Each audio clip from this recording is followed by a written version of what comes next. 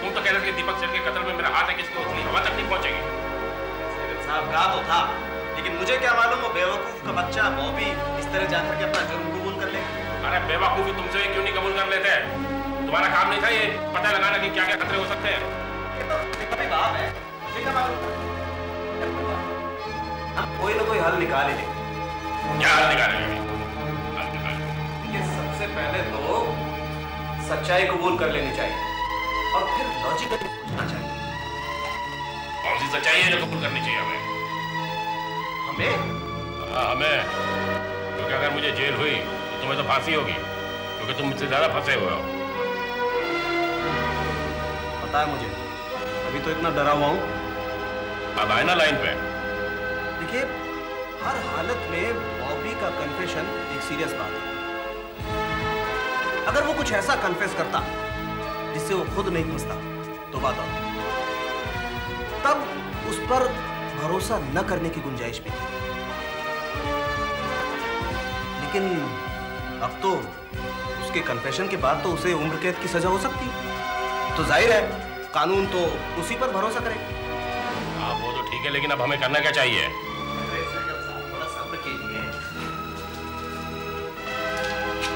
बॉबी की बात साबित हो जाने के बाद भी कानून हमें सिर्फ कोर्ट में अपीयर होने का हुक्म दे सकता है, इसके अलावा कुछ नहीं। समझे आप? तब तक जब तक के बॉबी ने जो जुर्म कबूल किए हैं वो साबित नहीं हो जाते। समझे आप? साबित, प्रूफ। इसका मतलब है अभी भी एक पत्ता है हमारे हाथ में। और ये बहुत जबरदस्त पत्ता है। अगर हम होशियारी के साथ अपनी चाल चलें तो ये पत्ता ट्रम्प कार्ड साबित हो सकता है। अरे सहगल साहब, ये टंडन कोई बच्चा नहीं है। ये सब अच्छी तरह से जानता है कि चाल कैसे चली जाती है, खेल कैसे खेला जा सकता है। वरना मैं कभी आपका पार्टनर होता। बात बंद करो अपनी। लेकिन वो जो मैं हॉस्पिटल में प्रमोद पांडे के नाम से सिग्नेचर कराया हूँ कि मेरे दस्तखत से मैच तो नहीं कर जाएगा वो? अरे उसे भूल जाइए सहगल साहब। जहां तक मैं समझता हूँ वो लोग आपसे इतनी बार सिग्नेचर करवाएंगे कि मैं फौरन पलट करके कह दूंगा कि भैया अगर इतनी बार सिग्नेचर करवाओगे तो कोई ना कोई सिग्नेचर तो मिल ही जाएगा ना। क्या बात करते हैं? अरे अगर कत्ल के जुर्म में कोई फंसा भी हो तो उसे सिर्फ इसी बात के लिए तो अरेस्ट नहीं किया जा सकता है ना कि उसके किए हुए सिग्नेचर रजिस्टर के सिग्नेचर से मैच करते हैं। लेकिन रिकॉर्ड तो बता देना कि मैं गोवा गया था। तो क्या हुआ? वहां तो कोई भी जा सकता है। इससे यह कहां साबित होता है कि आप गोवा दीपक सेठ का खून करने के लिए गए? सबूत क्या है? मेरी इंटेंशन का किसी को पता नहीं चल सकता, ये बात तो सच है। लेकिन मैं अस्पताल तो गया था ना। काश मैंने उस दीपक सेठ को वाकई मार दिया होता है। इस फालतू मुकदमे में फंसने का मजा तो आता है। कमाल है सहगल साहब, हमसे ही। अरे मुझसे तो मत छिपाइए। आप जानते हैं कि मुझे पता है दीपक सेठ का कत्ल आप ही ने किया। अबे इडियट, जब मैं कह रहा हूं मैंने नहीं मारा उसे मैंने। आप सच में अगर ऐसा ही नाटक करते रहते सहगल साहब तो वाकई कोई भी नहीं जान पाएगा कि दीपक सेठ का कत्ल आप ही ने किया। ठीक है, मानना मानो, नहीं मानना मत मानो, मुझे कोई फर्क नहीं पड़ता। लेकिन मैं जानता हूं मैंने नहीं मारा उसे। लेकिन एक बात है, धारा की बच्ची को इस बार ऐसा सबक सिखाऊंगा वो भी याद रखेंगे कि अशोक सहगल क्या चीज है।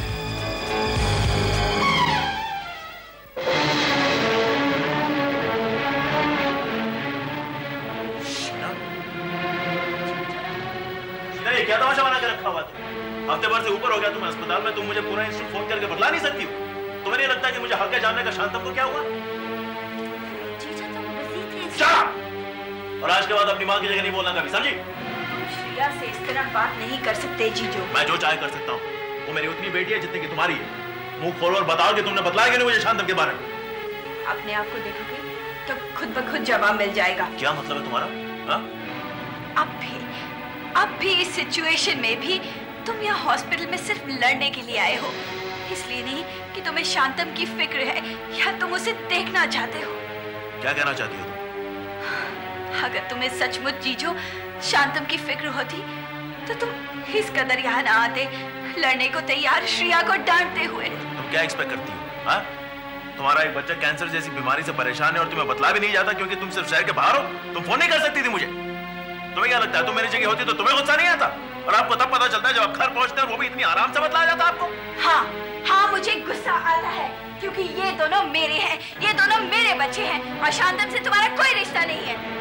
तुम्हारी हिम्मत कैसे हुई? इसलिए क्योंकि यही सच है। छोड़ो मेरा हाथ। नहीं छोड़ूंगा। तुमने कहा कैसे इस तरह से? जीजो, शीना का हाथ छोड़ो। तुम बीच में मत आओ। माइंड योर ओन बिजनेस जीजो। बात बदलने की कोशिश मत करो। शांतम और श्रेया मेरे बच्चे नहीं, तुम्हारे कहने की हिम्मत कैसे हुई? वही मतलब है जो मैंने कहा। श्रेया भले ही तुम्हारी लड़की हो, लेकिन तुमने आज तक ऐसा कुछ नहीं किया कि उसे महसूस हो कि तुम उसके पिता हो। और शांतम तो तुम्हारा लड़का ही नहीं है। और ये सब तुम्हारी मेहरबानियों की वजह से हुआ है कि मैं आज तक अपने बच्चों के लिए वक्त नहीं निकाल पाई। या तो मैं काम करती और पैसे कमाती ताकि उनकी अच्छी तरह परवरिश हो सके, या फिर दिन भर उनके साथ रहती, उनकी देखभाल करती। Obviously, मेरे पास कोई रास्ता भी तो नहीं था। अगर पैसे नहीं कमाती, काम नहीं करती तो हम लोग जिंदा कैसे रहते? तुम्हारे पास चॉइस था। मैंने तुम्हें पैसे दिए थे, लेकिन तुमने मुझसे नहीं लिए क्योंकि तुम्हारा ईगो तुम्हारी नाक पे बैठा रहता है। और वैसे भी इस वक्त इनसे बातों का कोई मतलब नहीं। शांतम मेरा उतना ही बेटा है जितना कि तुम्हारा है, और उसकी देखभाल करने का मेरा भी हक है। तुम्हें कोई हक नहीं है जीजो, और जबरदस्ती अपने आप को मुझ पे लादने की कोशिश मत करो। आज शांतम को सिर्फ मेरी जरूरत है, मेरी। और मैं नहीं चाहती कि तुम हॉस्पिटल में कहीं भी नजर आओ। बच्चों के सामने इस तरह मेरी बेइज्जती करने पर बहुत पछताओगी तुम। Will the two of you shut up? I swear the two of you are sick. मेरा भाई यहाँ पे मर रहा है और तुम लोग वहाँ पे डिस्कस कर रहे हो कि ये किसका लड़का है। बहुत जल्द ये किसी का भी नहीं रहेगा, हम में से किसी का भी नहीं। श्रेया, मुझे तो शर्म आती है तुम पर जीजो, और तुम पर भी शीना। असल में तो तुम इसके लायक ही नहीं हो कि तुम्हारा कोई बच्चा हो। श्रेया, तुम खुद गर्ल्स हो शीना, और तुम भी कुछ काम नहीं हो जीजो। प्लीज यहाँ से चले जाओ, I beg of you. Shreya, मैं इस मुसीबत के वक्त में तुम लोगों के साथ रहना चाहता हूँ। श्रेया प्लीज। नहीं जीजो, तुम यहाँ के चैन को डिस्टर्ब करने आए हो। तुम यहाँ पे अपना हक जताने आए हो, जबकि शीना को तो कोई हक चाहिए नहीं। असल में पूरी दुनिया में किसी को हक नहीं है। थैंक गॉड कि शांतम मर रहा है, नहीं तो जिंदगी भर उसे तुम दोनों के बीच में पिसता रहता, जैसे मैं तुम दोनों के बीच में भुगत रही हूँ। थैंक गॉड उसे ये सब नहीं झेलना पड़ेगा जो मैं झेल रही हूँ। प्लीज। काश मैं भी मर गई होती शीना। जिस उम्र में शांतम मर रहा है, तब ये दिन देखना तो नहीं पड़ता।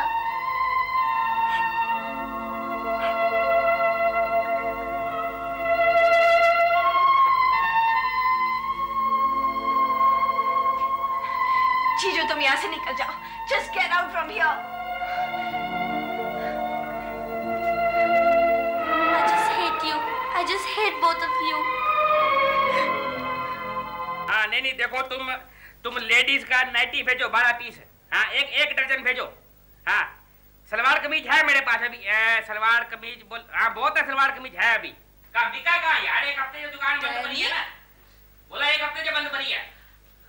हाँ तो भेजो ना। हाँ तो भेज, सलवार कमीज भेजो। और हाँ, तुम यहाँ क्या कर रहे हो? मैं थोड़ा जेपी कर रहा हूँ। हाँ? झाड़ पोंछ कर रहा हूँ दुकान का। हफ्ते भर से बंद पड़ी है ना, अभी खोलने का। आज खोलूंगा 11 बजे। लेकिन क्या यार, सारे के सारे कस्टमर तो यही सोच के भाग गए कि हमारी बुटीक हमेशा के लिए बंद पड़ गई। उन्हें क्या पता कि क्यों बंद पड़ गई। अब हमने कोई बाहर जाके बोर्ड तो लगाया नहीं कि हमारे शांतम को कैंसर हो गया इसलिए बुटीक बंद है। जब भी छीना फ्री होंगी फिर आएंगी, फिर खोलेंगी, है ना? कैसी बातें कर रहे हो डैनी? कड़वी लगी ना बात मेरी? कड़वी ही लगती है। सच्चाई जो है ना हमेशा कड़वी लगती है आरजू। ये तो अपने ऊपर है कि उसको फेस करने का है कि नहीं करने का है। अगर जिंदगी में सच्चाई का सामना ना करो तो जिंदगी जो है ना वो शुगर कोटेड हो जाती है। खाली ऊपर से मीठी, लेकिन अंदर से खाली और कड़वी। Oh God, शीना ने पता नहीं पिछले जन्म में क्या कर्म किए थे कि उसे तुम्हारे जैसा दोस्त मिला है। नहीं, उसने ऐसा कुछ नहीं किया है। जो भी किया मैंने ही किया है।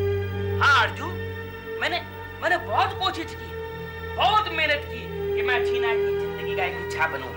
And I am very happy, I am very proud कि आज मैं उसका दोस्त हूँ। आज जब वो टूट रही है तो मैं उसके बाजू में खड़ा हूँ, उसको सहारा, उसको दिलासा देने के लिए खड़ा हूँ मैं। लेकिन तुम उससे मिलने क्यों नहीं गए? इतना याद कर रही थी तुम्हें, बोल रही थी डैनी मुझसे मिलने भी नहीं आया। ऐसे वक्त में तुम ही तो हो जो उसे दिलासा दे सकते हो। लेकिन आरजू मैं हूँ ना, उसके साथ ही हूँ, यहाँ वहाँ हर जगह जहाँ भी उसको मेरी जरूरत है मैं हूँ उसके साथ। लेकिन अगर उसके साथ साथ ये सब भी बिखर गया तो उसका क्या होएगा?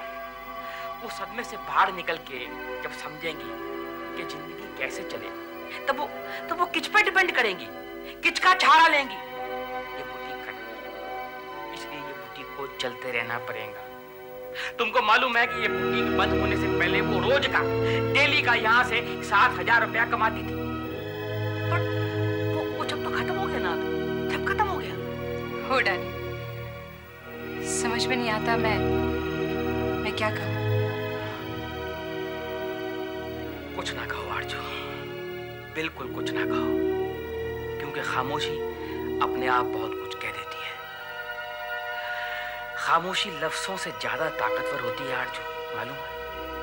और खामोशी मन को शांति देती है, मन को ताकत देती है।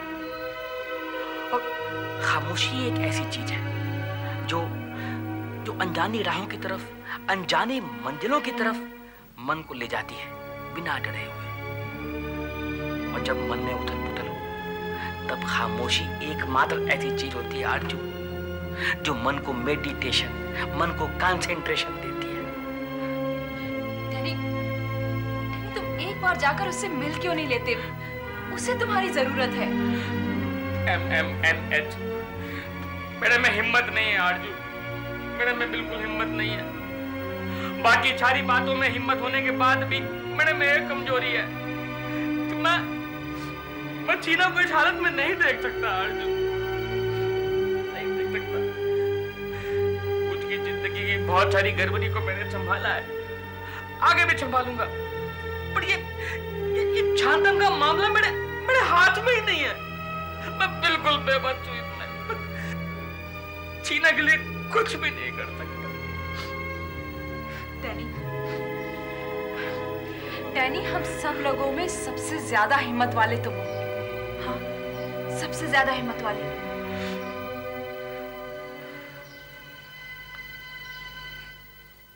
वीरू, आफ्ताब,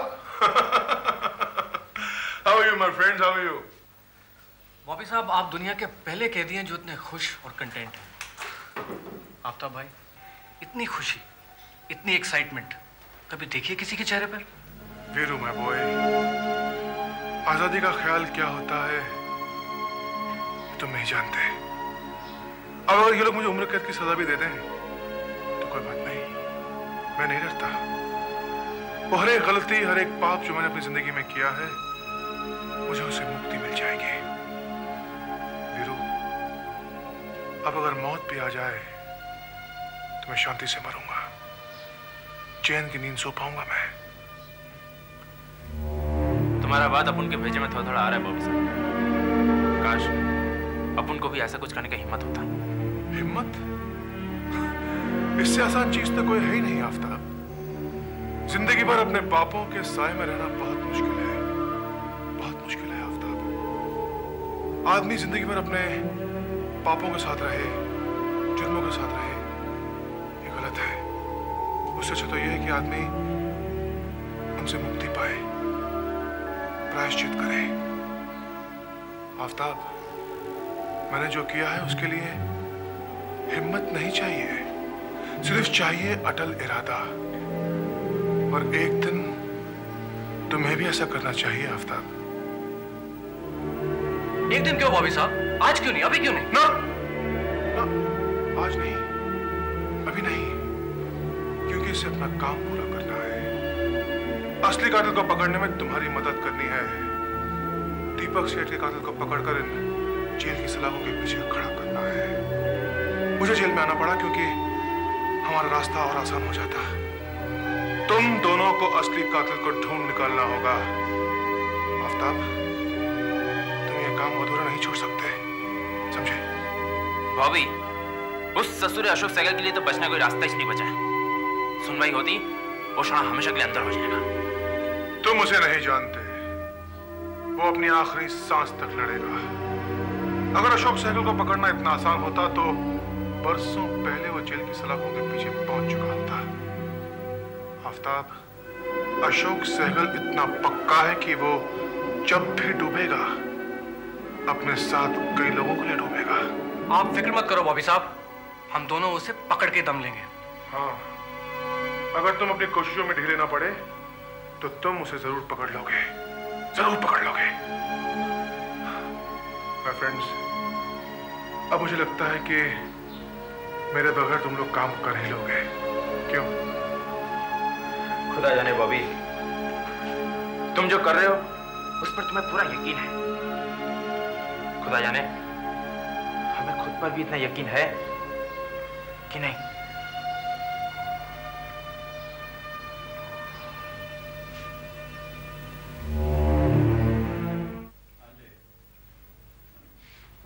ठीक है, ओके सर। एक्सक्यूज मी, देखिए मुझे आज ही नोटिस मिला है हॉस्पिटल से कि मैं सारी पेमेंट्स क्लियर कर दूं, 65,000। मैं आपसे रिक्वेस्ट करना चाहती हूँ, अगर आप रुक सके तो कल तक। ठीक है, मैं भी चेक करके बताता हूँ। ये मान जाए बस, भगवान जाने कल तक इतने पैसे कहाँ से लाऊंगी मैं, पर कम से कम एक दिन की मोहलत तो मिल जाएगी सोचने की या किसी से मांगने की। मेरे बैंक में तो सिर्फ 40,000 रुपए ही हैं। Excuse me madam, excuse me madam. जी मैडम, आपका पेमेंट ऑलरेडी हो चुका है। क्या?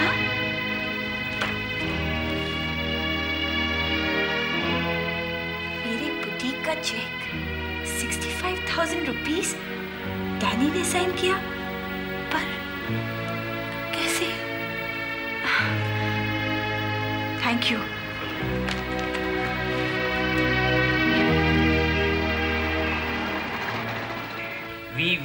वी तो पंजी 2 27 27 तो 4 31 लगा 3 हासिल 3 6 3 9 9 तो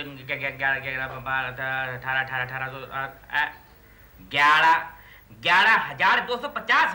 अरे वाह डैनी, वेरी गुड, मुझ सुठो put, I am very happy with you.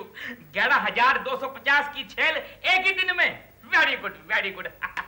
छीना छुनेगी तो बहुत कुछ हो जाएंगी। मेरे को जीएसएम बोलेंगी, गुड सेल्समैन, गुड सेल्समैन। लेकिन फायदा क्या? अरे ये छब से उसको क्या खुशी मिलने वाली है? उसकी तो दिल की हालत ही बहुत गड़बड़ है। झूले लाल, तू छीना को क्यों परेशान करता है यार? मेरे छड़ पे बिजली क्यों नहीं गिराता है भाई? अरे मेरे पीछे तो कोई रोने वाला भी नहीं है यार, है? मुझको तंग किया करना, उसको छोड़, उसको छोड़।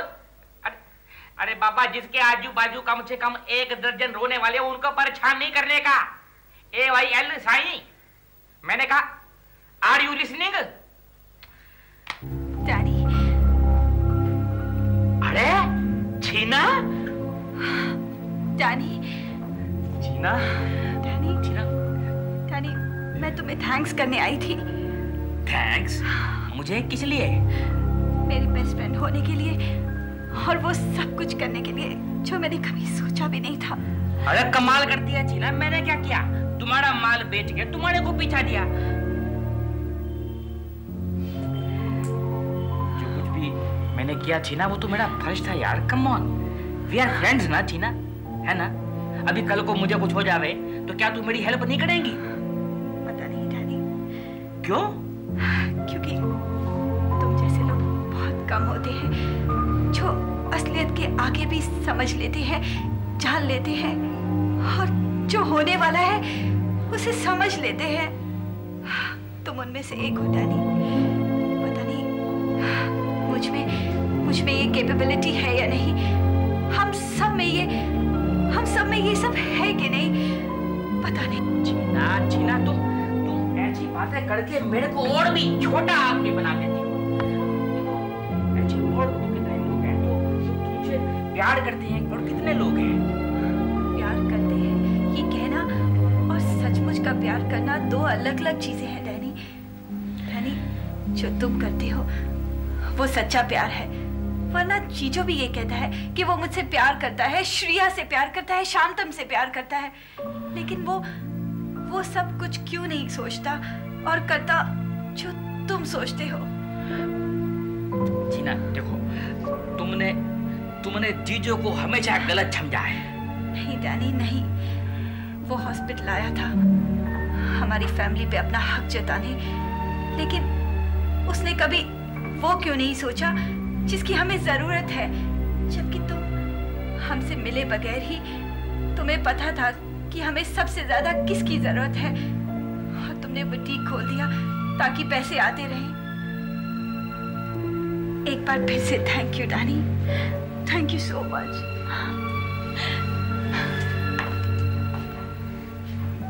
तुम खुश रहो छीना, तुम हमेशा खुश रहो।